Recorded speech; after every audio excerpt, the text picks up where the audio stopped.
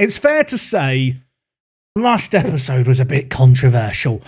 I don't think anyone agreed with what I did when it came to transfers. Yeah, I left things with a dilemma, didn't I? Was I going to go and sign Aaron Ramsdale having already spent £400 million? Your answer? Of course I was going to sign him for £65 million.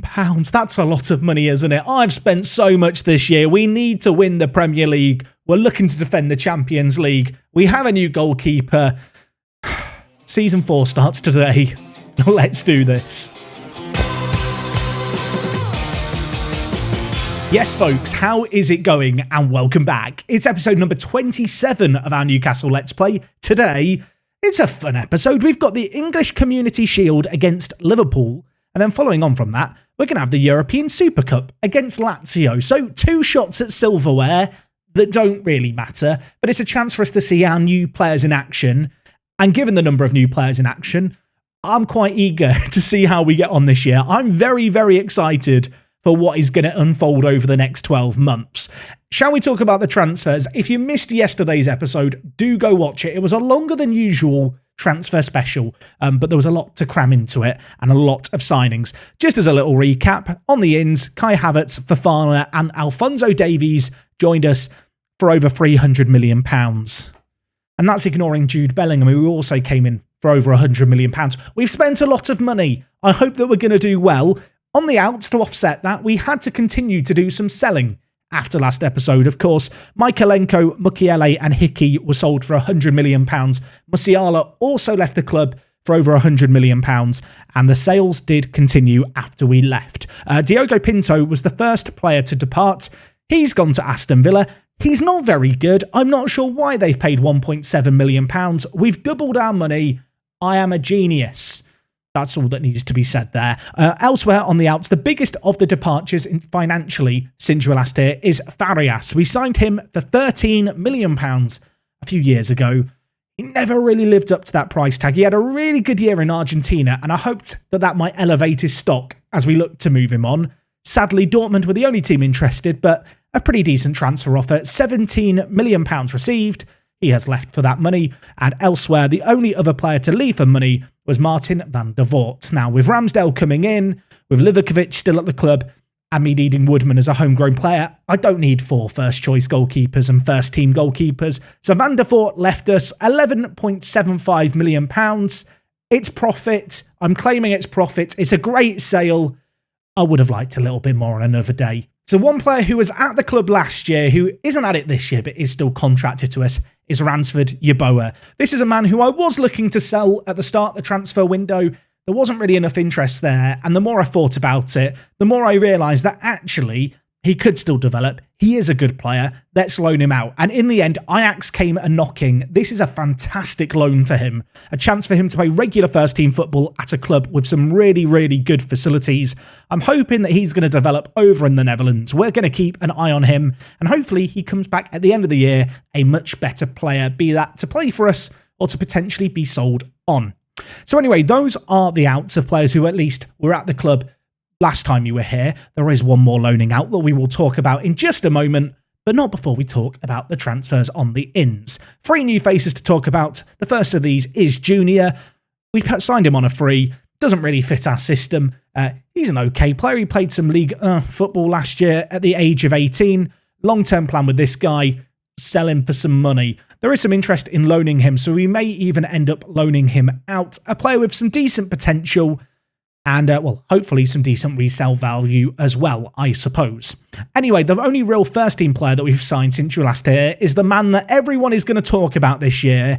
If he does well, I look like a genius. If he's terrible, it might be one of the worst signings ever. Aaron Ramsdale, £65 million. I feel like crying. Now, he did get the Golden Glove Award in the Euros for England, so he must be a good player. Of course, playing for Arsenal last year, they finished 6th and had a very disappointing season. That said, he got a decent number of clean sheets. He is here to provide competition for Livakovic. Livakovic is a good goalkeeper. He's not a great goalkeeper. And we had a look around the goalkeeping market, and Ramsdale was a cut above everyone else who we could realistically sign. I'm hoping he's going to live up to my expectations. Of course, his squad status is backup, as is Livakovic's. So neither player's expecting regular first-team football. I'm going into this season with Ramsdale as my number 1.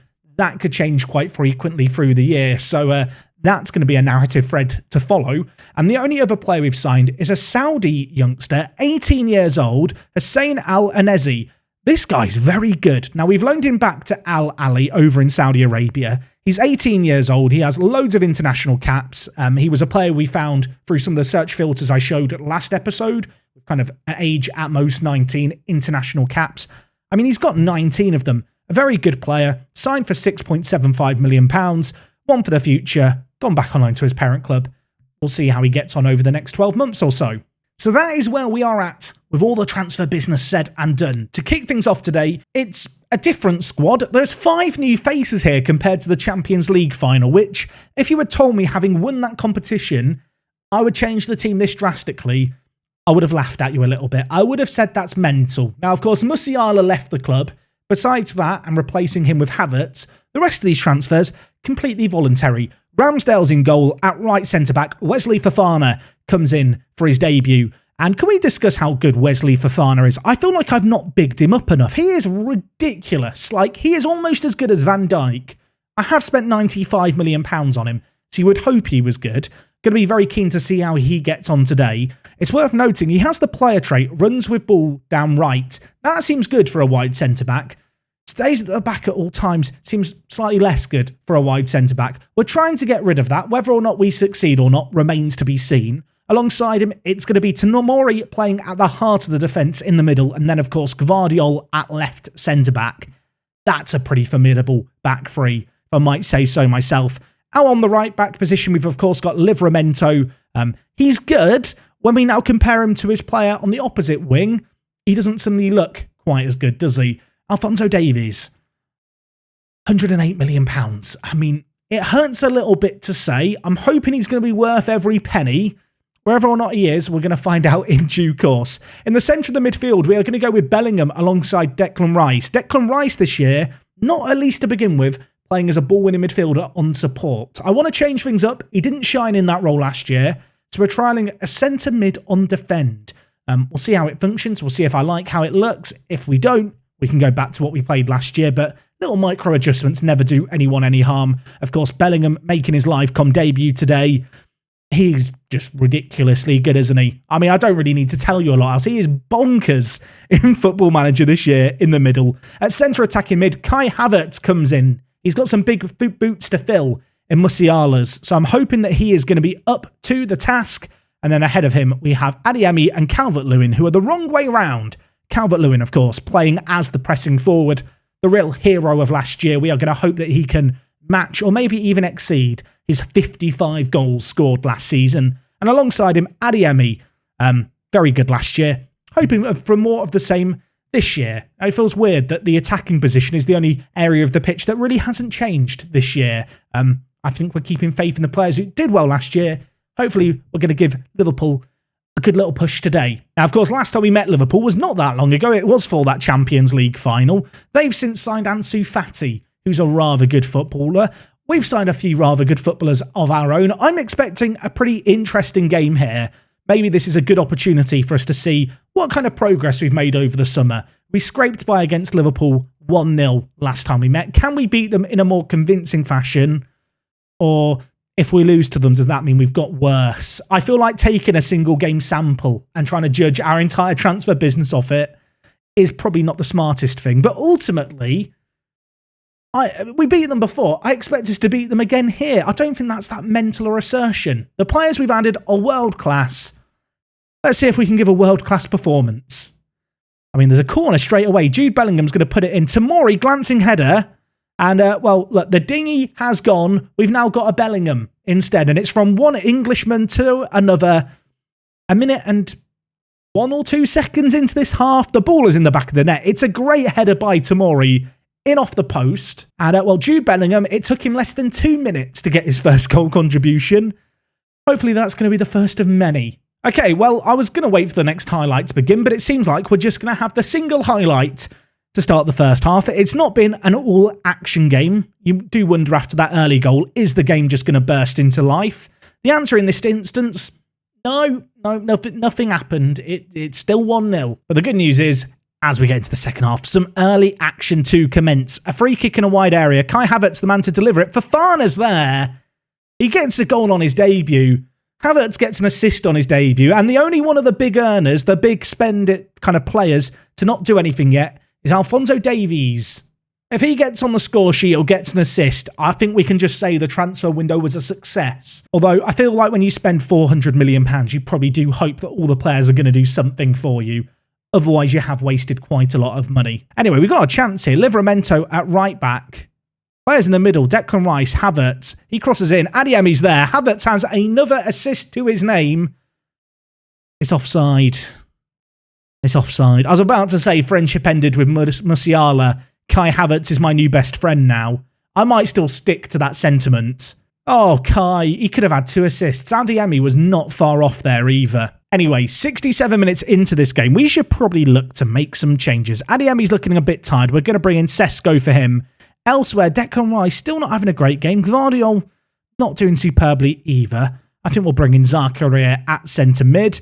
And I don't know what we've missed in the meantime, but Ramsdale's on the floor. The ball's not in the back of the net, so I can only assume he's made a world-class save. 10 minutes left in this game. To be honest, Liverpool have been the better squad, but we've taken the opportunities that came our way and defended well, which when you consider the money that's been invested into our defence is probably what you'd hope to see. Gvardiol to Jude Bellingham. He can pull the strings from deep. Sesko wins it, nods it down to Calvert-Lewin. If he scores that, it's such a lovely goal. Unfortunately, the effort just wide of the post. But with 15 minutes left, or rather 5 minutes left. How many minutes are there in a football match again? There's 5 minutes, Jack. It's the 85th minute. They need a goal now if they want to turn things around. And, well, they're not going to turn things around with an effort like that. Into the side netting it goes. And time is just trickling away here. I would quite like the game just to end. Liverpool are a team capable of scoring 2 goals in the last 2 minutes. And it's Andy Robertson bringing it forward here. Livramento is in no man's land. Fortunately, Robertson's finish was in la-la land. That was absolutely awful. And with a minute left, I don't want to say it too soon. Congratulations, Aaron Ramsdale, on your clean sheet on your debut. Fofana, back to Ramsdale. Speaking of the devil, look at that pass. World class. I know that Ramsdale's going to have some doubters out there. He's going to try and silence you over this year. I've got faith in him. Davies, down the line to Calvert-Lewin. Sesko is the one man really in the box, although Havertz should be arriving late here. Sesko's there. I'll tell you what, that was a heroic tackle by Robertson because that should have been 3-0. That would have really been the misery compiler. As things stand, we're going to have a corner headed over by Calvert-Lewin. And I think that's going to be all she wrote. Wasn't an action-packed first half. In the second half, it opened up a little bit. But I think we were the better team on the balance of play. Yes, they had a lot of shots. Yes, they maybe had a slightly higher XG. But in terms of actual clear-cut opportunities we witnessed, Liverpool really didn't create a great deal in that game. And as is our ethos here at Newcastle, if you don't concede, you can't lose. We keep a clean sheet. We get a win. And having beaten Liverpool 1-0 with our last game that we saw, we beat them 2-0 today. I think that officially makes us twice as good as we were last time we faced them. So with that win, Fofana picked up man of the match. Really good performance by him. 20 headers won in that game. He's an absolute beast in the air. An 8.9 rating as well. What we want to see from him, just dominating the game against Liverpool. We have got, of course, the game against Lazio on the horizon. It's the European Super Cup. To some people, you'll think, well, I see this trophy doesn't matter. It's a bit of a pointless one. To me, every trophy matters. I want to win the quintuple with all the money we've spent. If we don't do it, I'll consider it a failure. We're playing Antonio Conte's men in 5 days' time. I'll join you guys in just a mo for that. This isn't ideal for the game against Lazio. Yeah, I guess it's time to reinflate the dinghy. He's back, everyone. For anyone who feels like he was hard done by to be dropped from the first team, he's still here. Worth noting, I didn't actually end up trying to sell this man. He's been too good for us. You can't just sell your dinghy. You can't do it. We've deflated him. We've now reinflated him. He's back in the first team. He's going to be doing his thing, maybe getting an assist or two. The rest of the squad remains unchanged from the previous game. Little bit of cool news, though. We can have more players on the bench for today's game, and due to the Davies injury, Harwood is going to make his first appearance on the bench as a Newcastle player. Really, really exciting talent. A player who I'm hoping to give some fairly frequent minutes to over the course of this year. Elsewhere, Johansson also finds himself on the bench, And as you can see here, the man continues to grow. He's going to be a crazy centre-back, isn't he, in a few seasons? Besides those changes already outlined, though, not a great deal else happening with this team. We are going to stick with the tried and tested. Going to be interesting to see how Lazio line up here with Conte as their manager. This could be a 5 at the back versus 5 at the back affair. The players aren't really reacting to me. Make a difference, lads. Look motivated, some of you, in terms of their team. Okay, so they are going with a 5 at the back in a 3-man midfield. Be a very interesting battle for Bellingham and Rice actually against this trio. Havertz should find a little bit of space to operate in, so keep an eye on him as we get into this match. Yeah, the European Super Cup. This isn't the most sexy of fixtures. It's not the most glamorous, but it's the kind of game that I go into wanting to win once you're in it. I mean, look, it gives me some points for the Football Manager Hall of Fame, which we all really care about, don't we? Serious point, actually. Does anyone care about the leaderboards in Football Manager in the Hall of Fame? Am I the only person who's never been bothered about that? Let me know in the comments. I feel they've tried to make it a thing sports interactive. I don't think anyone actually cares about it. I say all of this. I can't wait for the wave of comments telling me, actually, I want to be the best out of all my friends. Don't pretend you've got friends, folks. Anyway, Luca's back. Gvardiol's back. He heads over. That was the first opportunity of the game. And Set Piece FC very nearly had a goal there. The game's been very dominant in our favour as now, well, we have a corner whipped in, which is going to be collected rather easily. Just looking at the stats here, 50-50 when it comes to possession. Lazio have had one shot. Apparently it had a below 0 XG. I mean, what was their attempt on goal? I am very curious now. Anyway, we might have some defending to do here, some defending to do here even, as well, they've got possession and they're working the ball forward. Plenty of men, though, for us behind the ball here. Ball dinked in, though, to Luis Alberto, who hits it. And Ramsdale stands like a passenger, and he lasted all but 122 minutes without conceding before his first goal of his Newcastle career was scored against him. He looked very upset about it in 3D there. It was relatively simple for Lazio. Some nice build-up play, but this one big ball over the top is a tad disappointing. Tomori caught out of position. Nice finish by Luis Alberto.